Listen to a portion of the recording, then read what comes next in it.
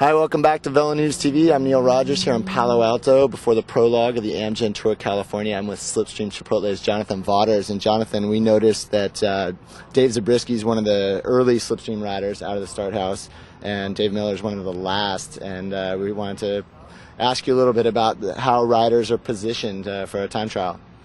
Well, you know, if you noticed last year at the Tour California, some of the early starters didn't have as much wind, and that almost proved to be the winning decision for Jason Donald. So pretty much in any of these time trials, I'll position the two best riders, sort of one really early and one really late.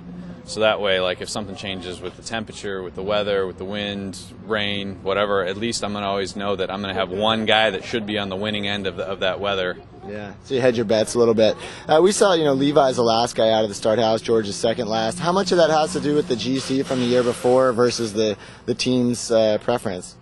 Well, as a team, you're allowed to select your order of riders, and then basically then the organizers just sort of slot your team, where they want. So, if you notice that it'll just sort of run through all 17 teams over and over again. So, and then of course the defending champion always goes last. Always goes last. Yeah. So even if Levi decided he wanted to go earlier in the day, the race would have him. Yeah, I don't think you could do that. I'm not sure, honestly, but I don't think you could do that.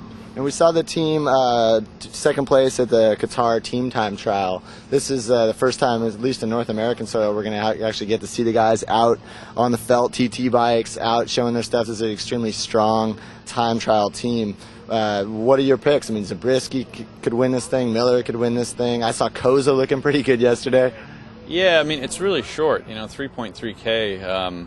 It's going to be I'm a little hesitant because I don't really know who to pick for such a short prologue. I think Cancellara and Wiggins are the guys who are sort of most specialized at that distance. But we definitely have, Dave Miller in some super form right now. And my dark horse pick is actually Tyler Farrar. Wow. I'm not saying he's going to win, but I think he could be in the top 5, top 10, well, top 10 for sure, top 5.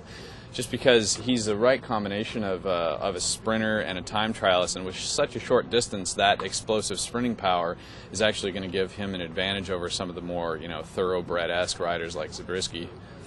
One last question. Somebody asked me yesterday how important is the Amgen Tour California for Slipstream, and I answered as well as I could, but let me flip that around and ask you the same question. I mean, it seems to me Giro d'Italia is on the schedule. Tour de France is on the horizon. I mean, this is an American race. You're an American team, but at the same time, bigger fish to fry. I mean, where do you count this race in the entire scheme of the season?